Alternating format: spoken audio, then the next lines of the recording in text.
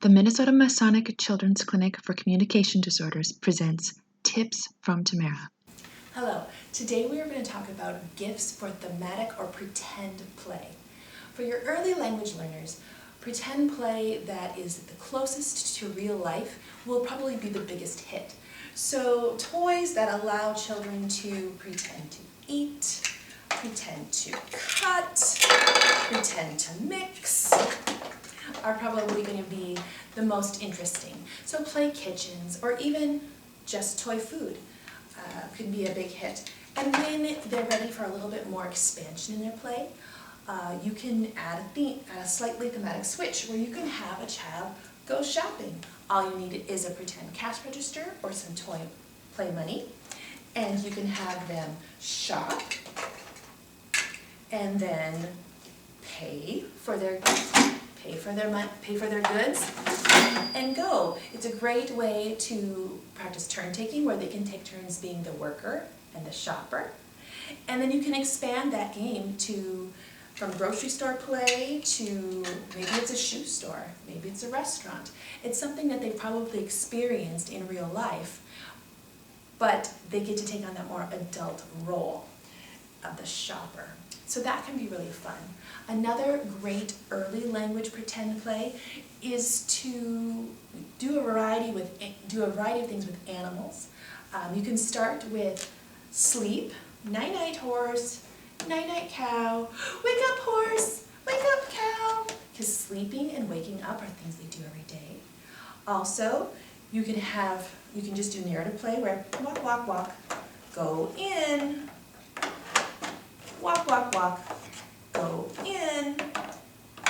And then also with animals of any variety, you can have them eat, you can have them drink, and do all the things that they're familiar with in their daily life.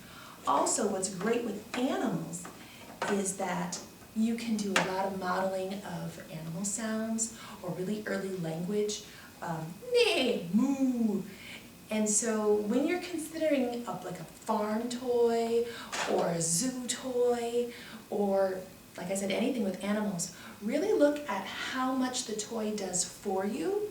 Meaning, if it has every little button says, you push a button and it says moo or neigh, and it becomes a great cause and effect toy, but there isn't as much opportunity for pretend play because they're not choosing when, they're not making this character say, neigh, hi cow. It's all about what the bells and whistles are doing. And that can be hard to find, but I think it's worth the effort when you're trying to use a thematic toy as an expansion for pretend play and language. So that can be fun. And then when a child gets a little bit older, doing pretend play with things that are less common but still happen in their world, like playing doctor, or playing hot cocoa stand, or playing anything that they might be going to, like airplane trip. So we just have a little toy doctor's bag, stethoscope, and then taking those turns and thinking about, oh, well, I'm the doctor and you're sick, and so I'm going to take your temperature, or I need to give you a, oops, that was a Band-Aid. And just thinking about those different sequences that you can do with play. And so it can be a great way to work on emotions. Ooh, I'm scared, I don't want to shop. And it's okay, and work through those things that might happen in their daily life, but not every day. So those are some things to consider when you're looking for pretend or thematic play toys. Thank you.